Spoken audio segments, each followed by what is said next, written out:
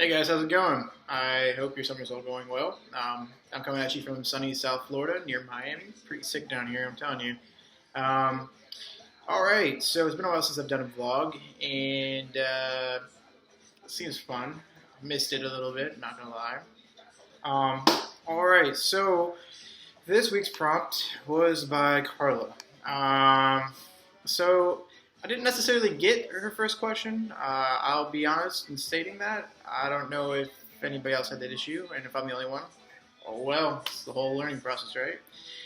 But her question was in reference to the reading, which is this book for this. Address the factors affecting budgetary and financial considerations. Were there any that discussed you find particularly surprising or enlightening, and why? Um, so the book, while yes, it did talk about that, is mostly focus on like fundraising efforts or money generating sources, or I mean, at least that's the vibe I got from it. And if I'm reading it wrong, great, and for a bumpy ride. But it is talking about finances and costs going in and out, and revenue generations. So I guess if that's what she's referring to, and what did I find surprising? I found it more or less surprising that private institutions don't really use fees as much as I thought they would. And I'm kind of learning a little bit about that here. They instead just jack tuition up. And in my head, it seems virtually the same. Like they make this big difference between tuition versus fees and wrapping in services like you bought a new building, so it's going to be tacked on as a fee. I don't necessarily get the difference at all. I'm going to be completely honest. Like it just seems like semantics. So yeah, sure, you pay for this building. You've got this building right here, and we're just going to roll it into your tuition and just raise tuition a little bit to help pay for that. Versus at a private institution. I mean, public institutions clearly do this as well. But at a public institution, it's just like, oh, we bought this building. Think of Valdosta State's useless parking structure. We bought this new building, and now we're going to raise fees for the students to pay for it. First off, necessarily, I don't think that's completely ethical, but hey, I'm just a student. Second, is it really useful? Was it cost effective? Are we being really smart with where we're spending money? But third, sure, we've raised fees to pay for this building, but isn't that essentially the same as raising tuition for a specific source of fund dedicated? And I know the book made a differentiation between like, this is where this money is going, and there's strict rules and funds for it, but tuition is essentially the same thing. It break it down, the budget goes somewhere. So it really seems semantics, like a lot of semantics to me, and just a way to differentiate things. I do get that they have their purposes and uses in each area, but again, I found that really surprising that there was a distinct difference there. Not really enlightening. I didn't really find any of this enlightening, to be honest with you. A lot of this was really useful knowledge to have. I mean, we have experienced auxiliary services at Eastern, but at Valdosta, to see what happens when we run loose with the budget and they can't fund themselves, they get cut. So it's a little bit of a risk. But a lot of this stuff seems very, very common sense. Like you're getting gifts, you have to do campaigns to fundraise, annual giving. So all that seemed very, very normal to me. So nothing is surprising there. I know Carla had mentioned that she was surprised by the ramifications and regulation of interconnectedness of programs that might appear to be unrelated. But I mean, it makes sense if it's in the same department that you're funding something similar. Like you have a lab fee, right? So if you're in the psychology department and you have a lab fee, first off, that's the dumbest thing ever. I've never sat in a lab and used materials, so I don't know why I've paid a lab fee. But besides the point, those fees are going to somewhere else in the department and ultimately into a giant pool, which does make sense. That's the department's way of raising money to buy things that's necessary for some projects. It is not necessarily connected by program, but that's thinking of budget as a micro sense, in a micro fashion, in my opinion. If you were looking at it from the department head in a macro sense, I would it makes perfect sense. Why would the money not come from directly from the different programs and make it one giant pool to be dispersed properly? That makes perfect sense to me. It's a great way to raise money, and a lot of people do it that way. So, and I mean, even if the personal budget, like you look at micro things, micro incomes, and then it lumps in a giant pool that you can a lot in different areas. So that made sense to me. I know that some of the things that, for example, it mentions technology in the book about it being both a risk and a reward, or at least that's how I'd phrase it for myself, that you can benefit, but the more you increase your technology, the stronger the chances that people don't understand how to use it. There's more training, so it's kind of like a rolling thing. So a gift and a curse. I mean, that's the way of the future. Progress is always going to be a back and forth tug of war to try to figure out what's going to work best, what's not going to work best. So that was pretty cool to actually have to read about this. I think the only thing I don't necessarily get is if auxiliary services, not that I don't get it, but if auxiliary services are strictly funded by themselves, in times of necessity when lower budget, lower enrollment happens, why do we not have an emergency fund to plan for the future? It's always smart to have an emergency fund to operate into the future in case that something like that happens. But I feel like there's a lot of useless spending that goes on in higher education and a lot of money that just goes in places where it misappropriated funds essentially. And there's not a lot being done to find that. So, I mean, that's one of the issues I've taken with a lot of how bigger corporations and, let's face it, universities are a business, so a corporation have a lot of money. So that's one thing. And move on next to the next topic, which is the smart generator, smart revenue. Talk about the smart/top revenue generators for colleges. Much of this seemed very marketing 101 and it would seem very common sense to most people, but as the article mentioned, and which is very plausible, that higher education professionals or persons who work in universities may not necessarily know about marketing, retail, how to use the internet to their advantage, etc. I mean, I can't even talk about the numerous times that I've impressed people with doing simple things on Word. So,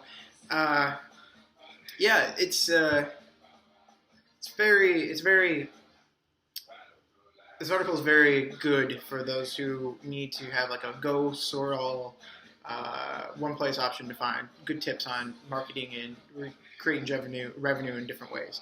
Now, Carla had asked if many questions for this section, but the first one is how realistic do you find these to be? And to be honest with you, all of these are very realistic. At any point, you could use any one of these, and you should be using multiple versions of this, or multiple ones of these. The most realistic of all of them, which I have seen at most all universities now, because this article is a little bit outdated. I think most universities have been using the internet pretty heavily now for quite a few years, but this is strongly encouraging universities to do so. So I'm guessing this is at a time when the internet was still kind of like it looks like the early 2000s when it's still at like a little bridge where they got internet working for them, but they don't really know how well to use it. So one of the things was moving to an e-card, which I suppose and assume they mean by a credit card system for paying for tuition. Most universities do that. The first time I was recording this, I had made the statement that I don't really see the need for a bursar's office anymore because we can pay everything online via internet, through web check, through credit cards, etc., or converting your cash into a card. There are numerous ways to do that. However, I started over because, as I was talking about, I had an internal conflict. I could see both sides of it. Yeah, you could get rid of the bursar's office and connect it to like a help center if something went wrong. However, I don't know if that's really viable. I think that one important side of business that people often forget with technology increases is that a person can give a service that that machines cannot do. We could really, honestly, provide that friendly contact, make the difference in a person's day, change a person's attitude towards the system, or really help them through, and it's really meaningful and impactful in the sense of you're not just recruiting them for money, you're not just getting bills to pay, you're expounding student retention and engagement through that. If you make a good contact that way, you can do that, and a machine can't do that. So that's why I'm on both sides of the fence with that. Another question that Carla had asked is if these are just really region specific, and I don't think so. I think that a lot of these are things that could be implemented at a lot of universities, though it does depend on the university's culture. I have found that the institution that I'm currently interning at is very bureaucratic and slowed down because of that. So, implementing certain things here would just not work. It would just be way too slow. And that's why I'd say that some of it really depends on the culture, not necessarily region, but definitely culture. Uh, and another question she asked was, do you find that specific organizational cultures are more open to innovation while others, although the ideas are similarly relevant, or they are far less willing to consider innovative ideas? Plain and simple, yes. I've seen it both ways where you are given the freedom to create this great new idea and they give you a facade essentially. They want you to think that you have the ability to make all these cool changes and then you quickly realize that you're going to work on a lot of stuff that's never going to get used. I've ran into that here. I've ran into that in Valdosta. You see it a lot. It's like they want to change, but they're not ready for the change. And then when you start working on something, they see how much change you're doing. They're like, whoa, that's just a shock. So I think that there's going to have to be more intentionality about how you go about your change. So yeah, I do think that the culture of the department and moreover the university does make a big difference. Some of the things that I could see us doing would be to launch a school-owned business, specifically Valdosta doing this, and I could see us opening something like that. I know we have our health center, but if we were to market it and put it out to the public as a health center for everyone, it would get way more use because currently it's severely low use to the building ratio size.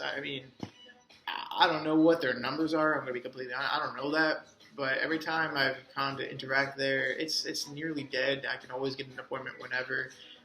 The size of the department of the health building for getting taken care of is extremely large, and the spaces and items they have are very vast comparative to the services they look at that they actually give. I'd be interested to see what the actual numbers are to see if I can justify my claim. But by sight, it looks like a building that's way too expensive for a university our size and the use they would be getting.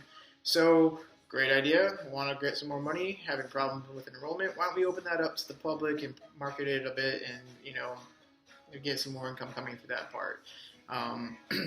The university I'm currently at is about to open a hospital to do just that. They have a very big med school here, so it's kind of interesting.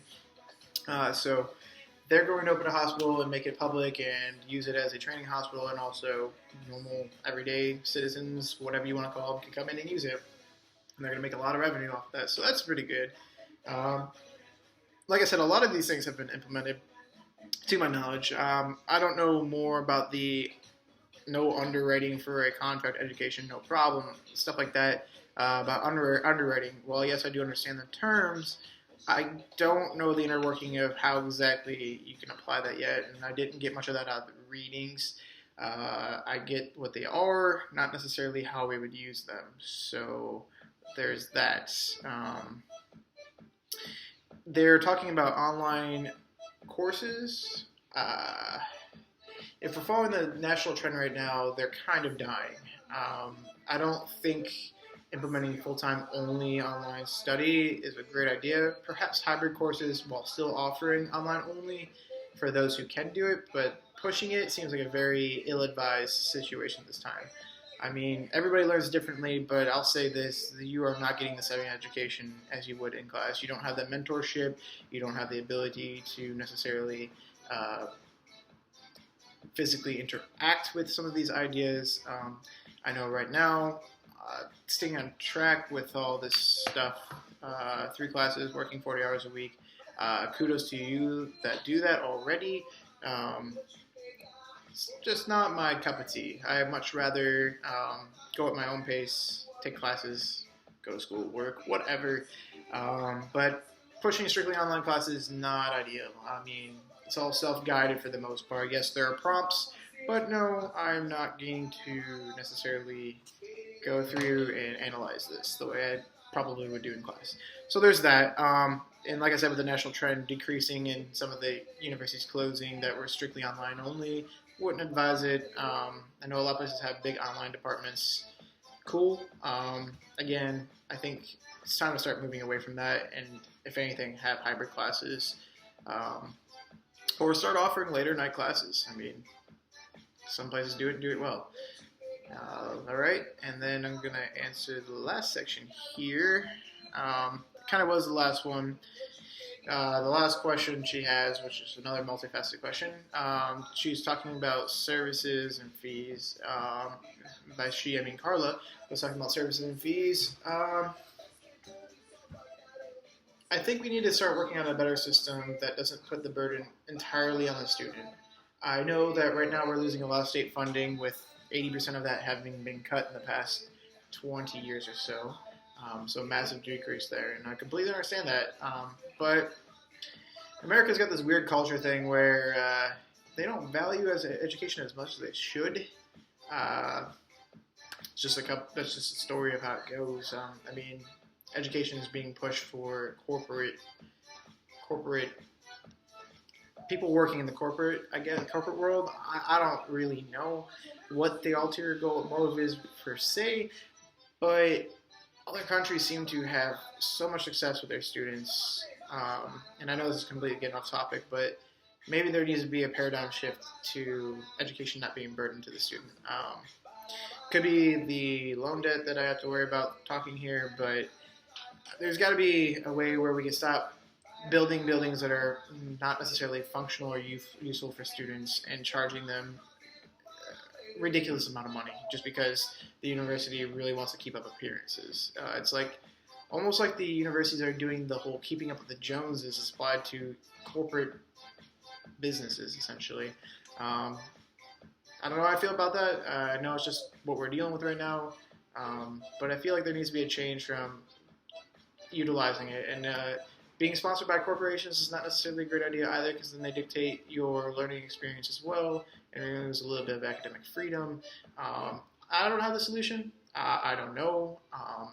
Maybe one day I'll become some genius that solves the education model problem in the United States for the cost effectiveness. Who knows? We'll see. But that is all I have for you all. I hope for those of you that are at your internships, you guys are having a good time while being able to manage your homework and doing your work. I was not ready to start back up with classes. I was enjoying working a regular 9-to-5 job for once, and that was kind of cool. But now here we are back, and let's do this. All right, y'all. I will see you all in roughly a month and a week or two. So see y'all then.